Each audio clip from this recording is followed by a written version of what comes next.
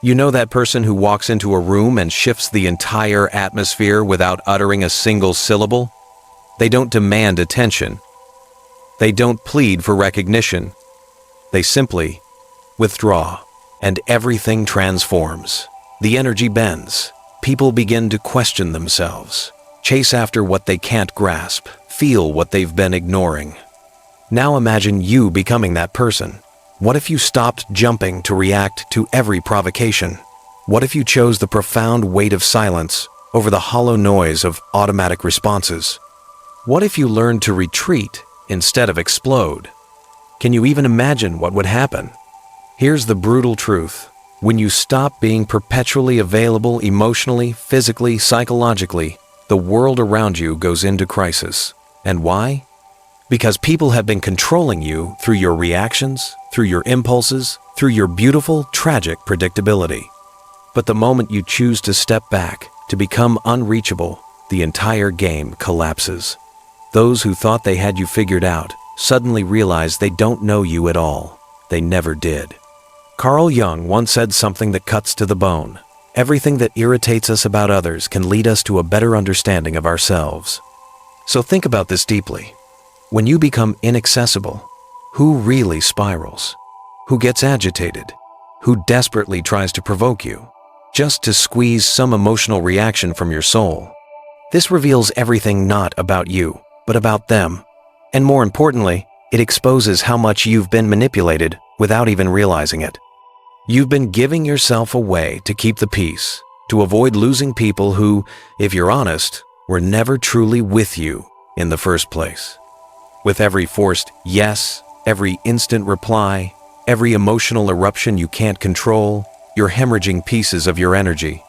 And what's left at the end of the day? Exhaustion, frustration, an emptiness that haunts you, but you can't quite name. Let me tell you why. You've been far too available for people who don't deserve even a moment of your silence. This video isn't about becoming cold or turning your back on humanity. It's about finally choosing yourself.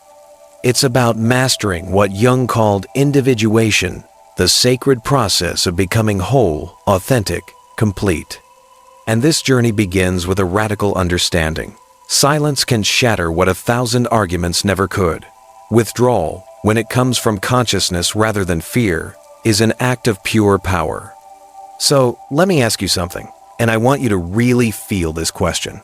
How much longer will you let other people's emotions control you? How much longer will you dance like a puppet every time someone presses on your wound? Maybe it's time to cut those strings, to withdraw, to become a mystery again.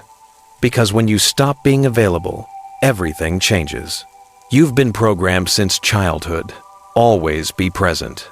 Respond immediately. Please everyone. Say yes, even when every cell in your body screams no. You've been conditioned to believe your worth is measured by how available you are to others. But here's a truth that might shatter you. This excessive availability isn't a virtue. It's a prison. And as long as you believe you must be accessible all the time, emotionally or otherwise, you will be manipulated, drained, and discarded the moment you stop being useful. Want to know why? Because constant availability makes you predictable, and everything predictable becomes a tool, a resource to be exploited. People start treating you like an emotional emergency button. They press it when they crave attention, relief, validation. Then, they put you back on the shelf until the next crisis. But you don't see this pattern because you're trapped in a beautiful lie that being present for everyone will eventually make someone be present for you. But that's not how it works. It never has been. Carl Jung spoke brilliantly about the persona, this mask we construct to be accepted, loved, recognized. And it's precisely this mask that keeps you pathologically available. You say I'm fine when you're suffocating inside. You respond to messages instantly, even when you're barely holding yourself together. You explain, justify, defend yourself as though you owe the entire world an accounting of your existence. But here's what's really happening. The more you place yourself at the center of everyone else's stage, the more you vanish from your own. Being perpetually available is a subtle form of self-abandonment. It's a disguised hunger for approval, a desperate attempt to avoid rejection, a futile effort to control how others perceive you. But this control comes at a devastating cost. And the price? Your peace. Your vital life force being distributed as if it were infinite, when in reality, it's heartbreakingly limited. People who demand your constant availability don't actually want you. They want what you provide. Validation, companionship, distraction, emotional comfort, a convenient solution to their inner void. But watch what happens when you change. When you finally set a boundary, when you refuse to react on command, those same people become irritated, accusatory. They say you've changed, that you're different now. It's not because you changed, it's because you stopped being functional for them. And here's the most brutal point of all. The more available you are, the less people value you, because what's abundant becomes ordinary. What's always there becomes invisible. No one respects what they don't have to earn. No one cherishes what never leaves. So pause right now and ask yourself, who truly deserves your time? Who deserves your attention, your presence, your deep listening? Or better yet, who deserves your absence?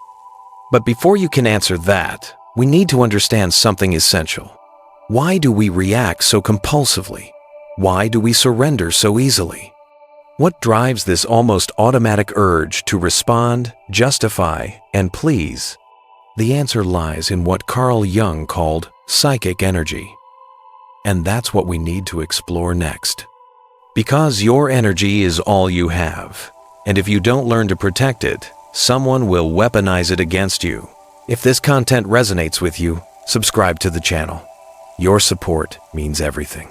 Carl Jung didn't see the human psyche as some mechanical device that reacts to stimuli without consequence. For him, our mind operates like an energy system, and every thought, every emotion, every action consumes a portion of that energy. The question that changes everything: are you consciously choosing where your energy flows, or are you letting the world decide for you? Every time you react impulsively, you're hemorrhaging psychic energy. When you defend yourself against criticism that didn't even deserve acknowledgement, when you respond to provocations just to prove you're right, when you engage in pointless arguments, when you exhaust yourself trying to please people who don't value you, you're spending your inner strength on what doesn't nourish your soul. And Jung was crystal clear about this. What you resist persists. The more you react, the deeper you bind yourself to the very thing destroying you. People who live emotionally drained aren't weak, they're simply misdirected.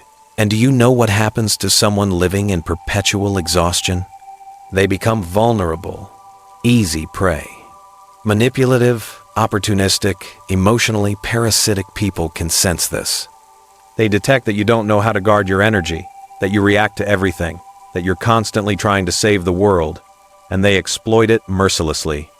Jung taught that a healthy psyche knows how to contain energy within its own system. This means learning to say no without drowning in guilt, learning to remain silent without feeling cowardly, learning to observe before acting. Because true power isn't in reacting, it's in consciously choosing when and how to act. And this is only possible when you know yourself deeply enough to recognize your own impulses before they control you. How many sleepless nights have you endured over an unresolved conversation? How many hours have you wasted ruminating on what you should have said, trying to decode why someone mistreated you? This is energy being drained with zero return. You're keeping ghosts alive that should have died long ago, feeding toxic dynamics that only exist because you insist on responding, on engaging, on caring when you shouldn't. Psychic energy functions like a force field. When properly guarded, it creates presence. You walk into a room and command respect without speaking a word. But when it's poorly managed, you become invisible, reactive, fragile, forgettable, and the world shows no mercy to those who surrender easily. So start observing your own triggers. What makes you react automatically? What causes you to lose your center? These are the exact points where your energy escapes. And that's where you need to do the work. Not to become cold or indifferent, but to become selective, to become sovereign over yourself. And here comes one of Jung's most profound revelations. When you conserve your energy, you shatter the projections others have placed upon you. And this disturbs people deeply, because now we're entering dark territory, the realm of silent manipulation. In the next section, we'll explore how opportunistic people feed parasitically off your energy and why your unavailability completely dismantles their games. Get ready to look directly into the eyes of those who have been draining you all along without you ever realizing it. You think you're in control. You believe your reactions are conscious choices, but the truth is far darker than you've allowed yourself to see. Most of your emotional responses are programmed. Opportunistic people don't need to raise their voices or make threats. They simply trigger the buttons you've left exposed, and you react, always. Carl Jung called this phenomenon projection, the psychological mechanism through which people project onto others what they cannot face in themselves. But there's another dimension to this that few people notice. While others project onto you, you become the receptacle for these distorted images, and the more emotionally available you are, the more you become a blank canvas for their projections. You know that friend who only contacts you when they're in crisis? That partner who constantly needs you to rescue them? That person who praises you but only when you're useful? None of this is coincidence. They're not relating to you. They're relating to the idea of you, to the role you've agreed to play in their internal drama. And why do you agree? Because you're terrified of disappointing them, terrified of not being loved, terrified of abandonment. The most effective manipulation doesn't happen in screaming matches or obvious conflicts. It happens in the suffocating silence of guilt. When you feel you owe something to the other person, when you believe you need to be available, need to help, need to understand, even when it's destroying you from the inside. And here's the pivotal point. The manipulator doesn't need to actively control you. They just need you to keep reacting the same predictable way. But when you stop reacting, the entire game collapses. When you start saying no, responding with silence, withdrawing instead of explaining yourself, the projections begin to crumble. The mask they forced onto you falls away. And this leaves people profoundly unsettled because they no longer recognize who you are. And worse, now they're forced to confront themselves, and not everyone is ready for that confrontation. Your unavailability becomes a threat because it forces others to face their own emptiness. The silence you offer reveals the internal noise they've been desperately trying to escape. And then comes the attack, the criticism, the emotional manipulation, the manufactured drama. Not because you're wrong, but because you stopped serving as their convenient mirror. Jung said something profound. We do not become enlightened by imagining figures of light, but by making the darkness conscious. When you withdraw, when you stop feeding the destructive cycle, the other person's shadow begins to emerge, and this is unbearable for those who have always used you as their escape route from themselves. But what about you? Are you prepared to endure the discomfort of being misunderstood? Are you ready for rejection, or even attacks, simply for protecting yourself? Are you ready to sit with the silence that comes after the rupture? Because it's precisely in that silence that a new kind of power is born. A power that belongs entirely to you. And that's what we'll explore now. You'll discover why silence can be the most devastating weapon of the human psyche and how it completely transforms the dynamic between you and the world. The modern world is drowning in noise. Everyone wants to be heard, wants to respond instantly, wants to win meaningless debates and prove their point, even if it costs them their own peace. But there exists a power that few understand and even fewer master, the power of silence. Not the silence of passivity or cowardice, but conscious, strategic, brutally lucid silence. The kind of silence that isn't absence, but amplified presence.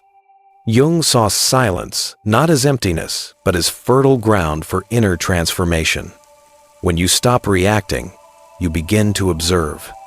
And through observation, you perceive patterns that were previously invisible.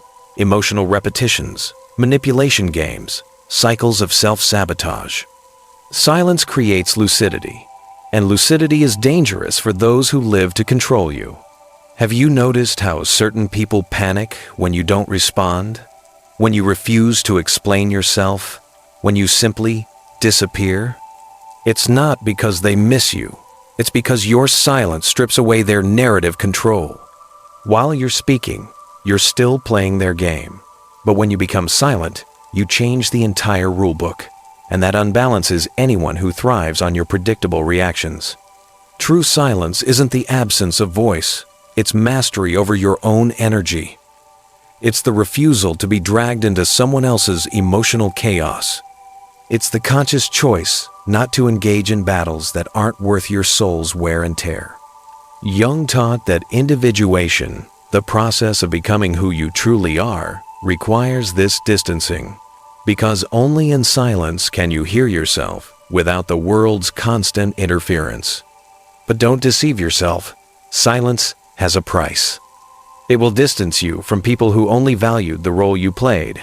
It will make you incomprehensible to those who only saw you through their own distorted projections. It will make you seem cold, distant, even arrogant. But all of this is merely a reaction from people who never wanted to deal with your depth, only with your utility. And here's the unvarnished truth. The more you mature, the more selective you become with your words. Because you finally understand that each sentence is an energetic investment, and not everyone deserves access to your truth. Sometimes silence isn't retreat, it's sovereignty. It's the language of those who no longer need to prove anything to anyone. Silence is profoundly uncomfortable because it forces the other person to deal with their own thoughts, with their own internal noise. And this discomfort reveals more about them than any argument of yours ever could. You don't need to explain your absence. It explains itself. And those who feel threatened by it reveal exactly how much they depended on your imbalance to maintain their own illusion of control. But the most powerful silence isn't the one that disturbs others. It's the silence that reconstructs you from within. The silence that connects you to something beyond external approval. It's in this internal space, free from everyone else's demands, that you begin to recover your vital energy, to reconnect with your essence. And this is precisely what we need to discuss next, because cutting out external noise isn't enough. You need to relearn how to use your energy consciously to choose where it flows, where it remains, and most importantly, where it should never be wasted again. It's time to learn to be selective with your own soul. If you're in the process of reclaiming your energy and setting boundaries, you'll find immense value in my book, Beyond the Shadow. It breaks down Jung's most transformative ideas and gives you practical tools to protect your energy, establish boundaries, and reconnect with your authentic self. Link is in the pinned comment. Understanding all of this intellectually means nothing if in practice you continue saying yes when you mean no, responding to messages that drain you, participating in hollow conversations, and maintaining relationships that exist purely out of inertia. Awareness without action is just another form of self-deception. True transformation begins the moment you firmly decide to become selective, and this requires emotional discipline. Conscious unavailability isn't about becoming cold, arrogant, or indifferent. It's about no longer being accessible to anyone, at any time, for any reason. It's about taking sovereign control of your own energy, your own time, your own peace. And this begins with small, powerful actions. Not responding immediately, breathing before reacting, leaving a discussion before being dragged into chaos, turning off your phone without guilt, saying not today, saying I'm not interested, saying I won't get involved. But here's the most critical part. You don't need to justify your absence. You don't need to explain your silence. You owe nothing to anyone but yourself. And this, for many people, is unforgivable. Because when you refuse to explain yourself, you strip away the other person's power to keep you trapped within an emotional narrative where you're always the helpful one, the understanding one, the eternally accessible one. Carl Jung understood that every process of individuation passes through isolation, but not depressive isolation, sacred isolation. A deliberate time of inner retreat, where you relearn to listen to your own voice without the world's interference, where you rebuild your identity not based on others' gaze, but from your own center. Want to know a reliable measure of your evolution? Observe who begins to distance themselves from you when you become more reserved. Observe who tries to provoke you when you stop reacting. Observe who accuses you of changing when you finally start protecting yourself. These aren't signs that you're doing something wrong. They're proof that you've begun to free yourself. Being unavailable feels uncomfortable at first. You'll feel guilty. You'll think you're being selfish. You'll hear that you're too harsh, too cold. But this is part of the necessary deconstruction process. You've spent your entire life conditioned to put yourself second. It's natural that change causes discomfort not only within you, but in everyone who benefited from your old version. Conscious unavailability is the foundation of self-determination. When you say no to the world, you're saying yes to yourself. When you withdraw from a toxic environment, you're affirming that your peace is worth more than any false connection. And when you stop explaining yourself, you begin to be respected, even if only by a few. But not everyone is ready for this kind of presence, because your emotional absence will expose wounds they don't want to face.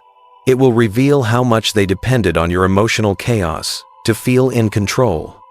And it's at this moment that the rupture comes. And with the rupture comes pain, loneliness, estrangement, the feeling that you're losing something when in reality you're simply freeing yourself. But what happens after the distancing? What comes after the silence? What is born from the ashes? In this final section, we'll talk about the rebirth that only happens when you have the courage to be misunderstood, to be alone, and to become whole on your own terms. It's time to understand why the loneliness of the strong is the pathway to true freedom. When you stop being available to everyone, something profound begins to unfold. First comes the silence. An uncomfortable, almost screaming silence that reverberates inside you. You question whether you did the right thing, whether you're being too harsh, whether you're losing people who cared about you. But gradually, mysteriously, this silence transforms. It begins to cleanse, to calm, to heal. And then comes solitude. But not the solitude of abandonment. It's the solitude of total presence, your own presence. The solitude of the strong. The solitude of someone who no longer betrays themselves to keep others close. And in that space where confusion once lived, clarity moves in. Where anxiety dominated, peace settles. Where neediness controlled you, a new kind of strength emerges, the strength of being whole within yourself. Carl Jung taught that the process of individuation, becoming who you really are, requires you to temporarily distance yourself from the collective, to disidentify from the mask, to walk alone for a while. And that's exactly what you're doing when you choose to become unavailable. You're not fleeing the world. You're returning to yourself. This is the moment you stop being a reactor and become a creator. You cease being shaped by circumstances and begin shaping your reality from within. The people who feel uncomfortable with your absence, they reveal they never wanted you. They wanted the role you played. And now that you no longer fit that role, they don't know what to do with you. And that is liberating. You will lose people, but you will find yourself. You will distance yourself from places, but you will reconnect with your essence. You will become misunderstood, but finally, you will begin to be respected. Because when you're no longer available for anything and everything, you become valuable, rare, unforgettable. And don't be fooled, this is a rebirth, a new beginning, the start of a life where you're no longer available for emotional crumbs, for mind games, for voids disguised as affection. Now, you only accept what resonates with your peace, with your truth, with your wholeness. And if you've made it this far, it's because a part of you is already ready for this new path. A part of you has already understood that being loved means nothing if you have to abandon yourself to receive it. True self-love begins when you choose yourself, even if it costs you periods of solitude. Now tell me in the comments, Are you ready to be misunderstood, rejected, or even hated in the name of your inner freedom? Are you willing to pay the price of being you? If this message touched something deep within you, if it resonated with your soul, write in the comments, "I choose my peace." Let's see how many people here are ready for this transformation. And don't forget, keep watching the next video. It's more important than you can possibly imagine right now. I'll see you there.